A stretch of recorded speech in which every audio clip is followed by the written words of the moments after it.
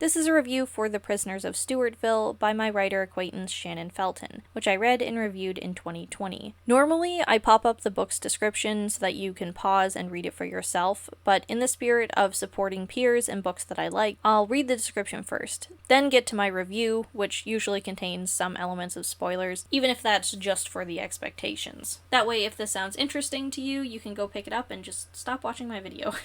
Now, the description of The Prisoners of Stewartville reads as follows.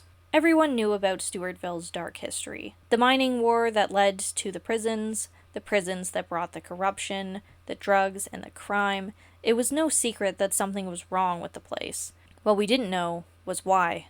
Then Denny and I found that tunnel in his basement. And what everyone learns, is that there's no escaping the ghosts of your past. But let me start at the beginning. Now, my original review for The Prisoners of Stewartville went as follows. With no knowledge upon my purchase of The Prisoners of Stewartville other than its author being a kindly badass on social media, I can say that I was not disappointed. Shannon Felton's unapologetic portrayal of a seemingly inescapable shithole town was relatable and, obviously, as depressing as it ought to feel. The setting and characters not only complemented each other where too many other stories suffer a disconnect, but they fed off each other. The Prisoners of Stewartville creates a perfect storm of cause and effect in its every introduction of psychological and supernatural elements. I cannot praise Shannon Felton enough for the perfect, creepy, and suppressing atmosphere she's created in this work, and I cannot wait to read more by her in the future. And now a word from Presence Lady. Originally, I rated The Prisoners of Stewartville 4.5 out of 5 stars and rounded down. Shannon is an intellectual person, and I think I was afraid that if I gave a 5-star, she would feel like I love-bombed her debut and didn't actually look at it with a skeptical eye. To this day, The Prisoners of Stewartville is one of the most thematically intertwined novels that I'd